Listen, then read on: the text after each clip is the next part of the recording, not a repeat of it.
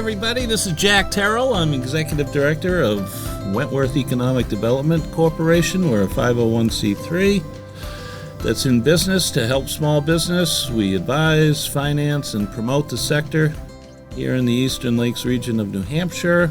And I would like to welcome our special guest this morning, Yvonne Lauziere. Thank you, Jack. Nice to be here. I'm thrilled to have you here. We haven't seen enough of each other over the last few months. Yvonne is the new proprietor of Kingswood Press, and now it's Kingswood Press and Design Studio. Yes. Congratulations. Thank you. Yeah, you've been working at this for a while. Yeah, so this was in progress for over a year, about a year and 2 months. Yeah. So we just finished. We just closed on September 1. Yes, we did. Yeah. That was an exciting day, wasn't it? Yes. So today we want to talk about that whole process, because we try and be as informative as possible on this little podcast, which is global, but it's little. So I'm sure that we have a lot of things that we can share with the listening audience about sort of the whole process. Right. And what was good, what maybe wasn't so good, or anyway. But here you are today, the owner of really a legacy business in Wolfeboro. Yeah. It's been around since 1863. Which is pretty stunning. 160 years. Pretty stunning. This year, yeah. It's almost as old as me. But let's take a step back. Okay. You have a graphic design background. Yes. Can you explain to me what graphic design is? Yes. So to me, graphic design is a visual language. So it's a language using typography and imagery to convey a message. So in addition, we use critical thinking, empathy. You need to know what your customer, your client is thinking and wants to portray, with creativity, mathematics, with the ultimate goal of conveying a message. So graphic design surrounds us. It's, in the rooms you sit in the signs you read, in the products you buy. So it's a way of communicating without the spoken word. It's like creating beauty with restrictions within the limitations that you have to work with. That is an explanation I've never heard before. Or you could say it's simply anything written or anything on a sign or anything. It's a visual language. It's a visual language, yes. And you said mathematics? Yeah, we use a surprising amount of mathematics in graphic design. Can you give me an example? Well, so let's say you're doing graphic design, a digital design, right? You need to know the specific pixel width and height, and if you need to divide it, or different sizes for printing with just pixels or inches. So we use a lot of mathematics. And in printing too, when you're deciding how many you're running on a sheet, how many sheets you get out of a master sheet, how many percentages you use or how much paper you're going to use. So we use a surprising amount of mathematics. That's fascinating. Yeah. Yeah, nobody ever really thinks about that. It's the basic mathematics, though. Yeah, but basically percentages. It's not geometry. Yeah. Well, it is geometry. Well, there is some. Yeah, sure. Yeah. Okay. Well, that's very interesting. How did you get involved? When did you decide to be a graphic designer? How did that happen? Well, when I was young, I wanted to be a cartoonist. You did? So, yeah. I loved Charles Schultz and Snoopy. Oh, man, who didn't, right? So I went to school for fine art, and when I was in college, I discovered graphic design classes, computer animation, and that was before Macintoshes existed. So we did animation on Amiga computers. It took 30 minutes to do a 1-minute animation.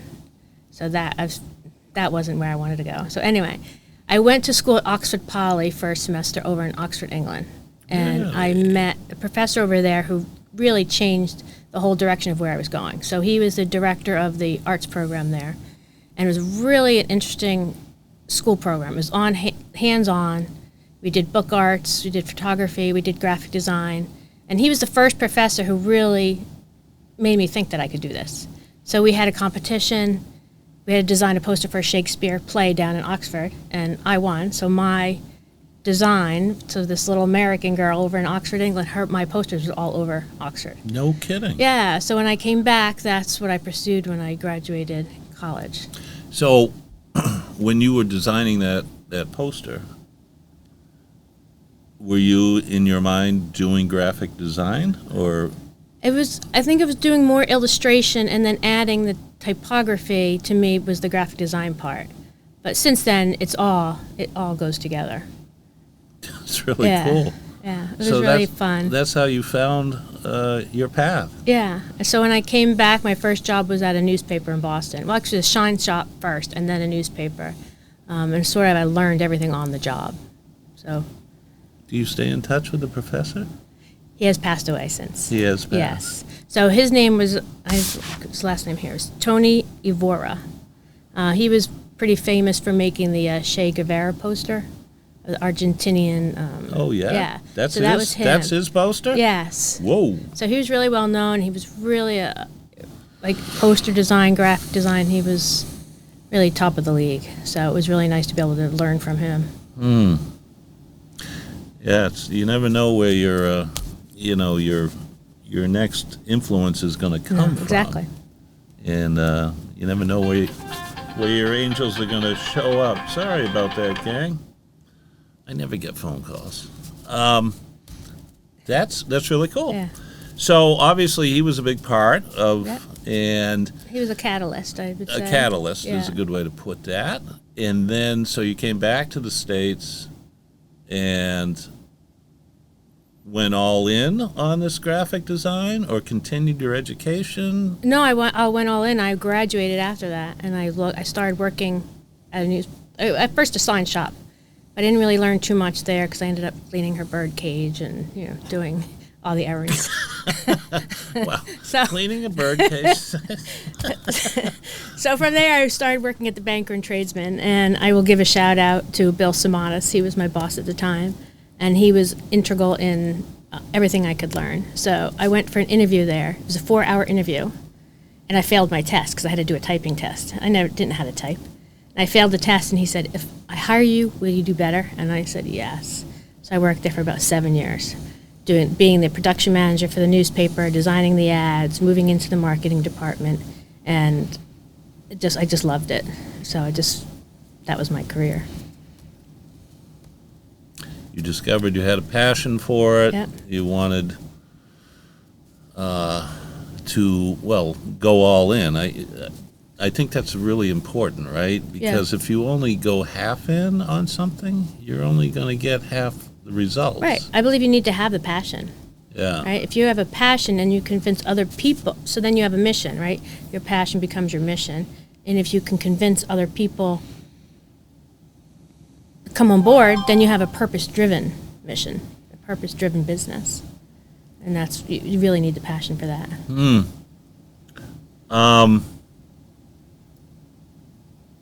And you need the catalysts along the way to keep you going. Yeah. Did you ever question your decision to go down this path? Oh, certainly. You did? Yeah. Certainly when, the biggest issue in starting out is you don't know everything, right? There's a lot you don't know, especially starting out. So you wonder, can I do this? Also, monetarily, can you do it? But you just keep going. You ask people questions, you find out the answers. And it's surprising how many professionals or other people who are surrounding you, they're willing to give you answers, right? So you don't know how to design something for print, right? When I got out and I was doing color work, I had no idea how to present a file to the printers. So you ask, and they'll direct you. So that's a big help. Not to be afraid to ask. Yes. And the surprising generosity of people. Yeah. In sharing knowledge. Yeah. Right. People are pretty amazing. We should never underestimate that, because we all have experienced that in our professional life and personal as well. It's just people are very generous with the knowledge they've learned. So it's really important to access that. Yeah, and I find if you can help others as much as you can, they're going to help you back, or they're going to pass your name on. So you build a community that way, and you build a business that way. I have had clients for 20 years. Right. So, and that there's no greater testimony to your work than returning clients or people that are dedicated to you as you are to them. exactly. Like many of my clients, if they come in to see me, we start with a hug and we leave with a hug. So they become friends. They become a big community. So when did you start your own business? I started freelancing about 30 years ago. So you were employed also at the time and doing freelance? I left my job. So I was working at a design studio in downtown Boston, and I didn't particularly care for the style of management, I guess. And I was looking out the window, and it was sunny, and you could see the boats on the bay. And I said, I want to know what it's like to be outside, every day, whether not worrying like at 5 o'clock, is it raining, is it snowing, because you don't know, you're stuck inside all day. So I talked to some of my freelance customers, and within one day of letting everybody know I was thinking about changing, I had enough freelance work that matched my salary. So I took the leap and left the job and started freelancing. Well, if you can take the leap knowing that you're not going to take a cut and pay, Yes. that helps. I also I always makes had a a side difference. job, so I was also bartending at the time. Yeah. So I always had That's a great multiple side jobs. job, right? Yeah. So Cash. you have to put the work in. You really have to work hard, especially if you want to work for yourself. And so over the course of time, 20 years, Yep. 25 years, you have a very loyal clientele. Yes. And it's at some point, more recently, you said, okay, now it's time to go the next step. Yes. Right. So can you kind of explain what your thought process was, what your goal, what if you had a goal in mind, or if it sort of just evolved in Yeah. the process, or what? It was sort of serendipitous. It evolved. It Love the evolved. word serendipitous. It evolved. So I worked with Bill Swafield at Kingswood Press on and off for quite a few years. So I would give him work to print, and then he in turn would send me some clients to do design work. So I've created a relationship with him. And we got to talking, and he was getting ready to retire. So we started talking, and I said, well, what if I came in and tried to buy the business? So the more we talked about it, I moved my design studio into his office and worked there. I've been working there for the last year and a half. And it sort of just evolved that this was a perfect pairing. And I didn't want to see the Kingswood Press close down. Because talk about clientele, he has an amazing clientele, amazing people. And I wouldn't want to see them have to find another place to go to. So we worked it out, and here we are. So it wasn't a plan out, starting as a plan, but it became a plan. And Personally, I think it's a beautiful thing. It's really fun. It's been so much fun.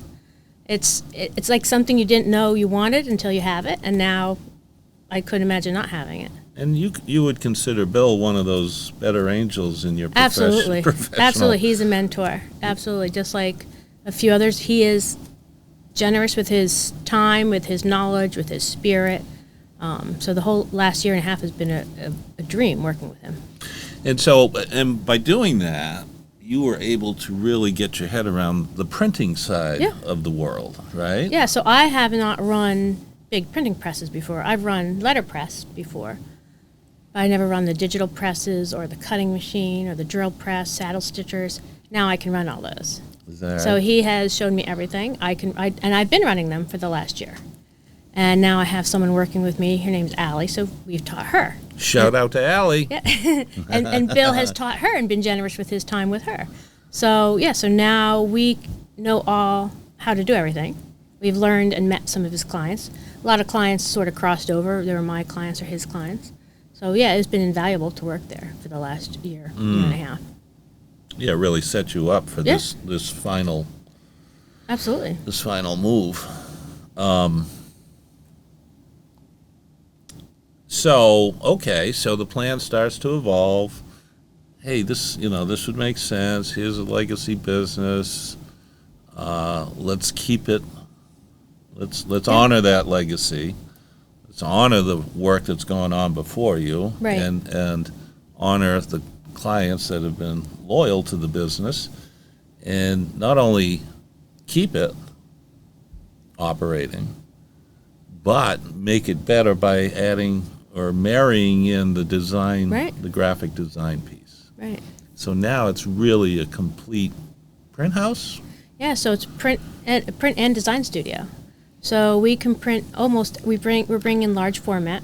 So we can print anything from signs to posters to your business cards, your letterhead, your NCR forms. We can do digital design, web design, you name it, we can do it.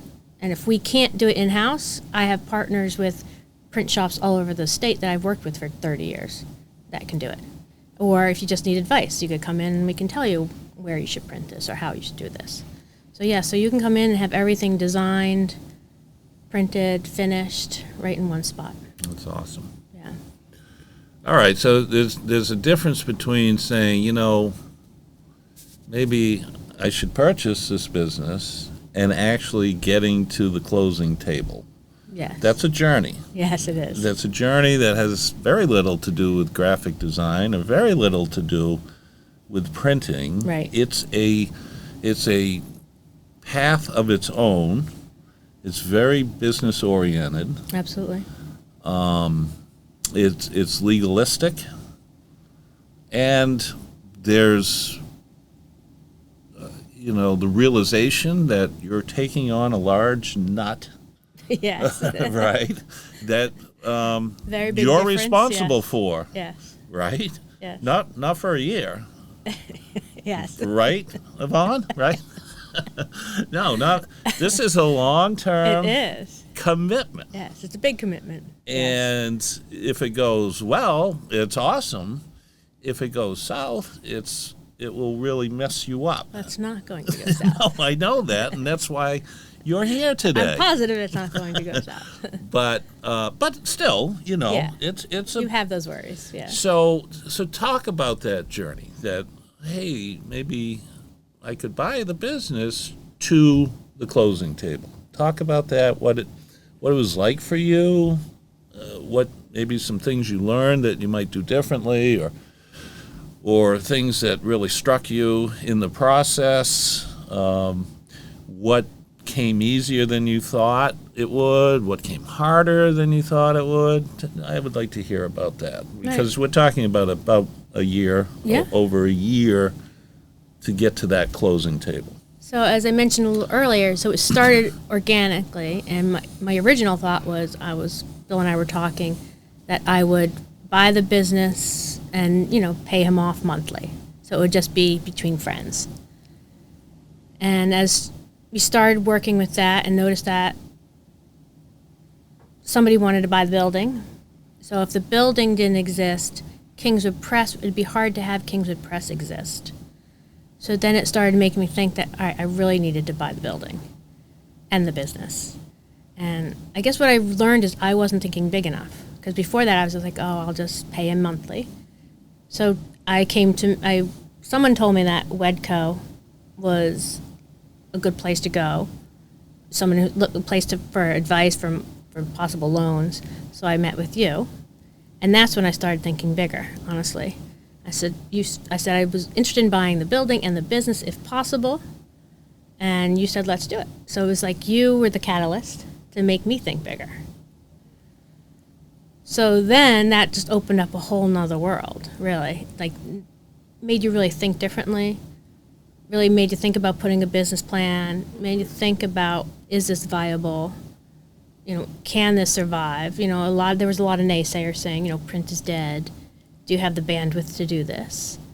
So you have to not listen to that and listen to your gut and listen to your passion. And so that was the surprisingly easy thing, was to learn how to think a little bigger, which I would have never thought I would do. And from there, it was easy working with Jack. It was really easy working with WEDCO. I'm just trying to tell you because we're on this podcast, but you did make it easy. You told me what I needed to do. I went and I did my research. I did my business plan. I looked at my competition. I looked at the viability of the business, did my numbers. I also worked with the Small Business Development Center. Yeah. And they gave me good advice on hiring a CFO. So I hired a CFO to do my numbers. And that was interesting because I've never done that before. That was a learning curve. And that actually became interesting because it's another, like, it's mathematics all over again, and it's fun to do the spreadsheet and to see what your numbers are and to see if it was viable. So that was surprisingly easy. So to be honest, there wasn't too much that I would say was difficult. Was it daunting or overwhelming sometimes? Absolutely. You know, especially when you start thinking about your business plan and everything you need to figure out. But I think it went smoothly. It took a little longer than we thought, but everything worked out. Yeah. And again, you just, I think what you said there, or didn't say, but it exists in the conversation, and that is, it's okay not to know how to do everything. Absolutely. It's okay, because there are others out there Right. that do know how to do Right. it. And one of, a big mistake that can be made is thinking you can do it all. Yeah. And nobody can do it all. I was fortunate because I've written business plans for clients before. I've helped clients, so I had some knowledge on how to do that. And the rest of it was doing my research, and finding out what I really needed to include in the business plan, and also to be really thoughtful and true to myself, not just to put on the paper what I thought you wanted to hear. Right? It has to be true to me in order for it to be able to work. So I really discovered that writing the business plan too. Well, I do want to touch on that a little bit because you delivered an excellent business plan. Thank you. And I can't stress the importance of that, because that's like in many cases, that's your introduction to a potential financial Right. institution. It's not just you coming in and shaking hands. When you deliver that business plan, that's the true introduction of the person and the business. And so your plan was excellent, and when I received it, I said, "This is great. This is going to help this process along." If you had handed in something, well, I would have made you do it again. I would have sent you back. No, but so important. And I want to ask you, it's not easy to do. The business plan. And it's scary because you really are putting your ideas out there for somebody to either ridicule or criticize or say great. So you're putting everything you keep inside right out there for people to see. How important is in that process, and writing a business plan is a process, how did it help shape your thinking about what you're actually doing? Well, quite a bit, because I have 1,000 ideas of things I want to do, but obviously you can't do all that. That would be failure. So you really, when you start thinking about the possibilities of what you can do, how, especially combining two businesses, so you're combining printing and you're combining design, so there's a lot of potential there. And there's a lot of potential to do things I haven't been able to do before because now I have all the printing machines and access to the tools. So it was really integral to me narrowing down what I could possibly do, like looking at the competition, look what other people are doing, what people are charging, reading the market reports. I joined the Printing Alliance, which is a great resource for all the reports on the industry. So educating myself. So really feeling like having a really strong feel of what could work and narrowing it down. So that was really important. And to think about how I wanted to portray the business. Do you think that's a document that you will refer back to when you are considering various directions as things unfold in front of you? Absolutely, because there's in my business plan I have my ideas of what I want to do, and it's sort of, even though I didn't write it this way, it's a 2 or 3 step process. There's some things that I'm starting right now that I'm implementing, like the large format and some of the partnerships with the bigger printing companies, to stuff like digital signage and stuff, but that's down the road once we get more set up and everything's settled. So yeah, so I will refer back to it because there's a couple parts in there to go on to. Yeah. Well, I think that would be something you would stress to somebody who's considering going into business for themselves, the importance of the business plan. And I would also stress in the beginning, so it is daunting, it's overwhelming. If you go online and look at business plan examples, it runs the gamut. There's 40-page business plans to 3-page business plans, and what's right for you. So I would suggest is the first one you write should be concise, easy to understand and achievable. Just start small, even just to start, even if it's just in your head. And then it evolves because you're never going to stick to your plan 100%. And as you do your research and you come up with your ideas and you see what your financing is, it's going to change. So in the beginning, just for yourself, you need a business plan. I would start simple just to get it going. So it's not too daunting and you don't put it off. And then when you need to go get financing or find an angel investor or find someone to help you, then you need to, make it a little more, heavy with thought and content. Yeah, well, it certainly was a big help to get to that closing table. How'd you feel at the closing table? We were sitting next to each other. How are you feeling? Well, it didn't seem real because you don't you walk away, right? Now I'm the owner of a business and a building, but you don't walk away with anything you don't walk away with anything concrete in your hands. So you walk away, it's almost anticlimactic because it's okay, but it feels good. Sometimes when I close up at night, I walk around and I'm like, this is mine. I'm doing this. This worked out. This is amazing. Yeah. So it feels good. Yeah. And I feel really positive about it. So. Yeah. I think you should. I think really the sky's the limit. Yeah. I agree. And I have no doubt that you will challenge that sky. I'm going to try. So, what do you, as the new owner of this business, what do you look forward to the most as this sinks in and as this develops? Well, it may sound silly, but really, one of the biggest things I love about doing this, and doing this in Wolfeboro with the Kingswood Press that's been there forever, is the community, the people. I love people come in, they sit here and they want to talk, they come and bring their jobs. We're extending the community, we're creating the community, and that we can help people. And that I brought in a new employee, like we said earlier, Allie. This is a new career for her. So now I'm helping her create a new career. And possibly down the road, there's more people who can come in.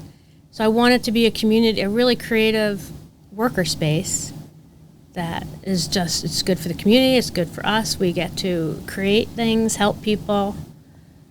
So as corny as that may sound, that's what I look forward to the most. I'm not saying that's corny. I'm saying that's probably, you couldn't ask for more than that. Yeah. Than that sort of attitude. Sounds like you'd run a really nice place to work at. I'm trying. We're having fun. That's great. And now is Bill still going to help out a little bit? Yeah, he's still there. He's been there every day. So he's, but he's like, you can't, he has the knowledge, like I said, the gift of self. So you can't get that anywhere else. So he does the finishing, he's doing some of the office work, delivering, anything. He's still there. He's going to be a part of it. But now he has more time to go skiing and hiking. Yeah, that's great. So yeah. That's good. Well, look, I thank you, Yvonne, for coming on. Well, thank you, Jack, for having me. Brave. And I can tell you that WEDCO is really proud to have been a part of this. Yeah, you have been an integral part of making this happen. And it's as exciting for me as it is for you. Yeah. It's because I know what you bring to the table. Thank you. And it's a good thing for Wolfeboro and the areas around us. This is a good thing. And so congratulations. Thank you. We will have lots of interaction. That's us. In the years to come, this was not this is a partnership, Absolutely. and we look forward to watching you grow and succeed, and just happy to be part of it. Well, thank you. Yvonne Thank you for being part of Lauziere, it. Kingswood Press and Design Studio. Yes, 26 Mill Street. 26 Mill Street. She'll be there with a smile. Probably Bill too, but Exactly. maybe a bigger smile on Bill. I don't know. Yeah. But anyway, thanks so much for tuning in. Thank Jack you. Terrill, Wentworth Economic Development Corporation. We are in business to help small business through advising, financing, and promotion. Have a Yes. great day. Thank you.